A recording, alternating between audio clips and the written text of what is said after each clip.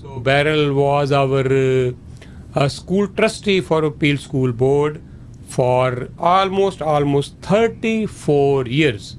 So great track record in public life. Now she is retired, but we are talking to Beryl for some other reason. So an old person who came to a bus stop to drop his grandchild, but somehow he forgot the route to go back home.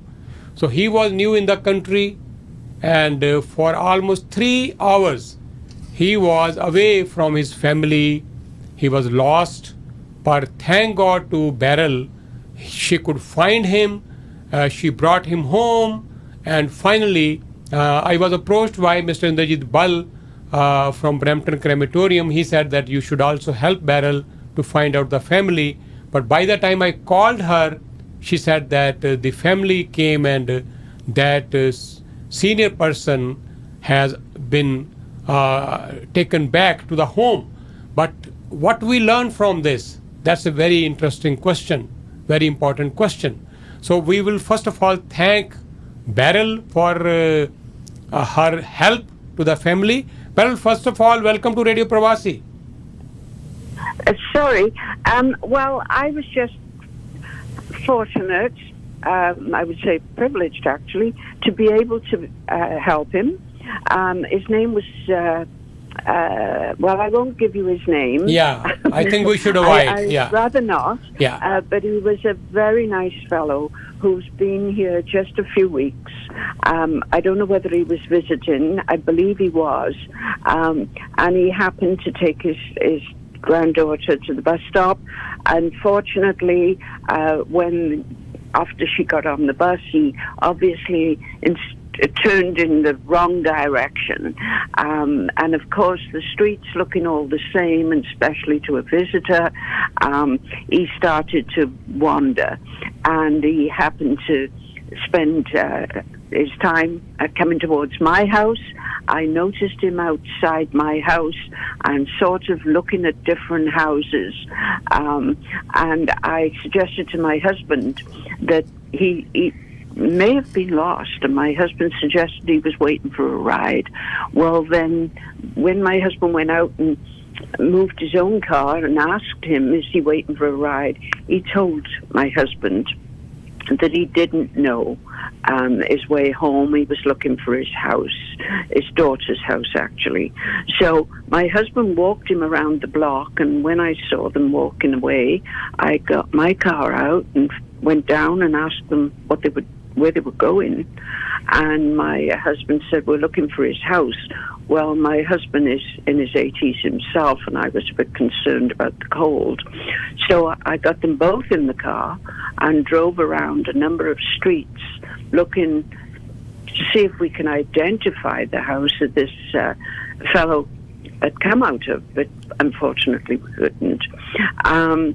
So I brought him home, made him some nice chai tea, and spoke to my friend Indrajit Bal, and he chatted to him, and we found out a few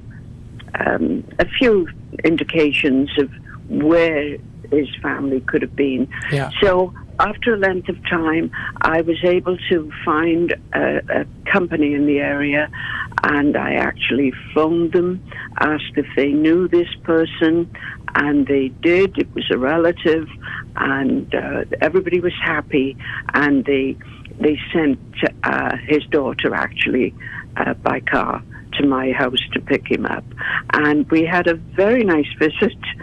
And I was just happy that I was there, and my husband was there to help. And Beryl, I'm sure the family must be worried. They must be finding him, trying to find him out, that where he has gone. I mean, he was supposed to come back in few minutes after dropping his granddaughter. And were they also equally worried?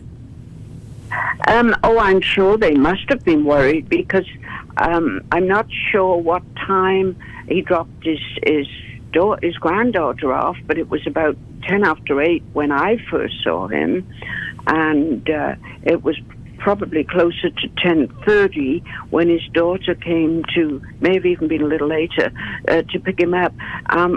What I was concerned about was the fact he was stood around outside for over half an hour at least. And I was worried about the cold and the fact that he just didn't seem to know where he was going. I was concerned for him. And that's how I become involved. But, you know, I think we all learn lessons from these experiences. Yes, yeah. And I would suggest to anybody who's listening, whether you're a visitor, whether you're a newcomer, or whether you just have an elderly parent or family member who are taking children to school or taking them to the bus, is make sure that they have a card in their pocket with their name, their address, and their contact information. Yes. Such as, because the name he gave me, you see, was a typical South Asian name. Yeah. So trying to find that particular name in the 411 directory, which I did attempt to do, there are so many. Yeah. Many. So, you know, these are the kinds of things that can end up in sad situations, particularly in such cold weather. Thank you, Beryl. Thank you so much to you and to your husband. And I'm sure it was happy ending. But again, these kind of incidents, they teach us a lesson that we must learn from these kind of incidents, that anybody coming to this new country, a new place for them, sometimes they have communication problem, they cannot speak English. So anybody can be in trouble, both the sides, the person himself or herself and the family. So please, as Beryl has suggested us, that keep a small kind of card in their pocket, and they should have all the information over there, so someone can immediately contact the family in this kind of situation.